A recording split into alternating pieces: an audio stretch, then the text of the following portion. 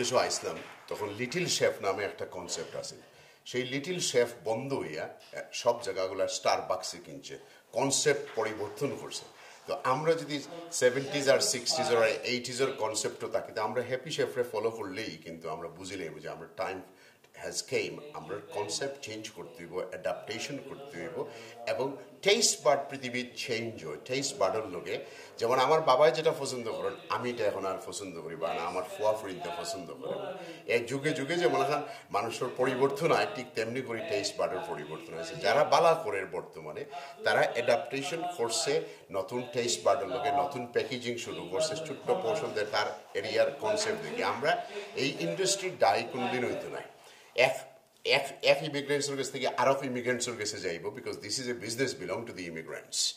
এবং কিন্তু আমরা যদি এটা অ্যাডাপ্ট করি না এবং টেকনোলজির লগে আমরা অ্যাডজাস্ট করি না আর যে মানুষের যেটা ডিমান্ড চাহিদা তার লগে যদি আমরা এটা করি না আর আমরা মনে করি আমরাই রাইট তাইলে আমরা ফেল করব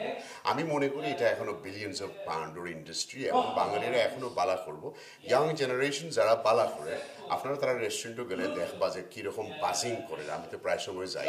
এই ইভেন সাম ফিশ শপ হলে খুব বালা করে বাট কনসেপ্ট তারা টোটালি চেঞ্জ করে নিয়েছে আগে তেলও ফ্রাই করতো এখন আর এগুলোর তেলও ফ্রাই করেন না তেলও কারণ মানুষ বাঁচতে চায় বেশি দিন হেলথি চায় so there for Italy grill করে তো গ্রিল করিয়া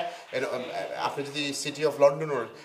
সেক্সি ফিশ রেস্টুরেন্ট দেখুন বা খাইনি গিয়ে তো দেখো যে কমপ্লিট কনসেপ্ট চেঞ্জ কিন্তু আপনি 2 সপ্তাহ 3 সপ্তাহ আগে কোনো টেবিল পাইতেন না সো আপনি এই কনসেপ্টগুলো আমরা বদলাইতেই আমরা যদি মনে করি সামান্য বাটার আর সামান্য তেল দিয়া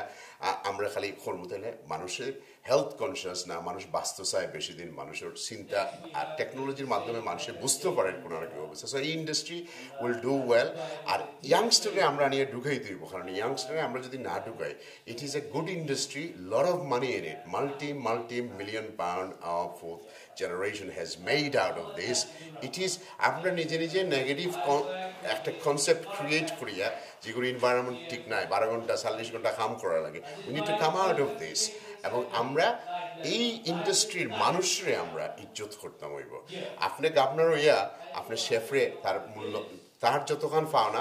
তার মূল্য দেওয়া এবং তারা সম্মান করা ওয়েটার থাকলেও তারা সম্মান করা এবং এইটা যদি আমরা কালচার চেঞ্জ করি না তাহলে আমরা স্টাফ সংকটগুলো দিন দূর হইতো না